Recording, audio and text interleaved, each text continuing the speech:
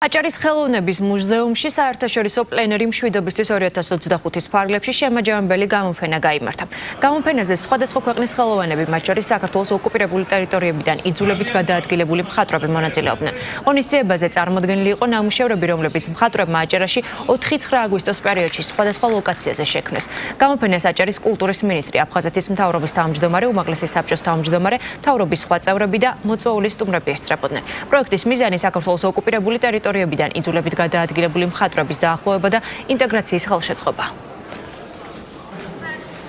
ეს არის სამშვიდობო გამოფენა, ეს არის მშვიდობის გზავნილი, რომელსაც ჩვენ გვგზავნით იმისათვის, რომ ჩვენი ტკივილი, ჩვენი აფხაზეთი უნდა დავიბრუნოთ აუცილებლად, ჩვენ გვჯერა ამისი, რომ ხელოვნება ადამიანებს აერთიანებს, აახლოვებს და აი ეს ღონისძიებები არის ძალიან მნიშვნელოვანი. ეს არ არის ფორმალური ღონისძიება, ეს არის ადამიანების სულების გამოძახილი. საერთაშორისო მხატვართა პლენერი, რომელიც აერთიანებს არა მარტო საქართველოს მხატვრებს, არამედ სხვა ქვეყნის მხატვრებს და ყველა ეს ღონისძიება უკავშირდება ერთიან მიზანს აფხაზეთის მხატვრების, აჭარის მხატვრების სულისკვეთებას და რწმენას იმისას, რომ ძალიან მალე ჩვენ ყველანი ერთად აფხაზეთში ვიზეიმებ ერთიანი საქართველოს კეთილდღეობას და გაბრწყინებას. დიდი მნიშვნელობა აქვს ამ გამოფენებს არა მარტო აჭარაში, არამედ ნებისმიერ საქართველოს კუთხეში.